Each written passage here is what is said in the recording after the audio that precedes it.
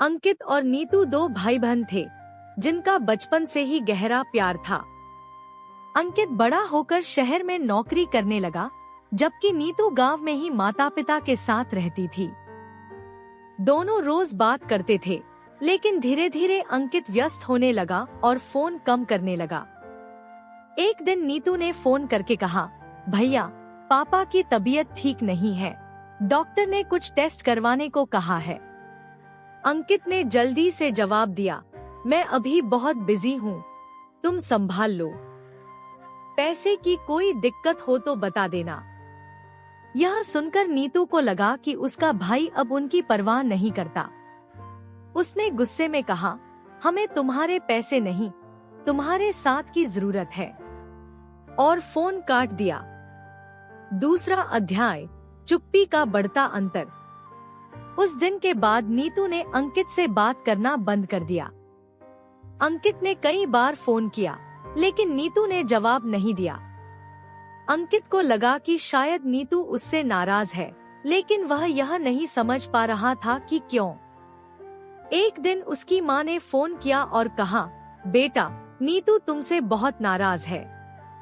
उसे लगता है कि तुम अब परिवार से दूर होते जा रहे हो। अंकित हैरान रह गया। उसने सोचा, मैं तो सबके लिए ही मेहनत कर रहा हूँ, लेकिन मेरी बहन मुझे गलत समझ रही है। तीसरा अध्याय, सच्चाई सामने आती है। अंकित ने तुरंत छुट्टी ली और गांव पहुंचा। घर पहुंचते ही उसने देखा कि नीतू उससे मिलने से कतरा रही है।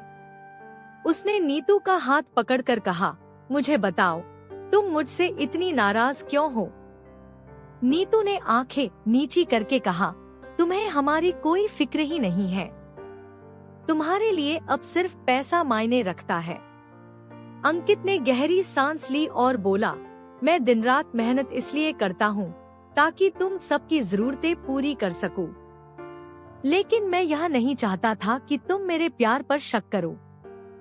चौथा अध्याय, मन की बात खुलकर सामने आई। दोनों ने लंबी बातचीत की। अंकित ने बताया कि उस पर ऑफिस का कितना प्रेशर था, इसलिए वह जल्दबाजी में बात करता था।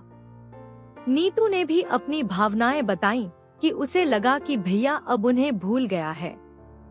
अंत में नीतू की आंखों में आंसू आ गए और उसने कहा, माफ करना भैया, मैंने तुम्हारे दिल की बात नहीं समझी। अंकित ने उसे गले लगाते हुए कहा, हमेशा याद रखना, चाहे कितनी भी दूरियां हो जाएं, हमारा प्यार कभी कम नहीं होगा। समापन, फिर से जुड़ा प्यार। उस दिन के बाद अंकित ने वादा किया कि वह नीतू और परिवार के साथ ज्यादा समय बिताएगा। नीतू ने भी समझा कि कभी कभी गलतफहमियां हो जाती हैं, लेकिन सच्चा रिश्ता उन्हें बातचीत से सुलझा लेता है। सीख 1, बिना बातचीत के रिश्ते टूटने लगते हैं। 2, गलतफहमियां अक्सर प्यार को ढक देती हैं, लेकिन सच्चाई सामने आते ही सब ठीक हो जाता है। 3, रिश्तों में समय देना और अपनी भावनाएं साझा करना बेहद जरूरी है। कहानी का अंत। अगर आपको यह कहानी पसंद आई हो, तो अपने प्रियजनों के साथ जरूर शेयर करें।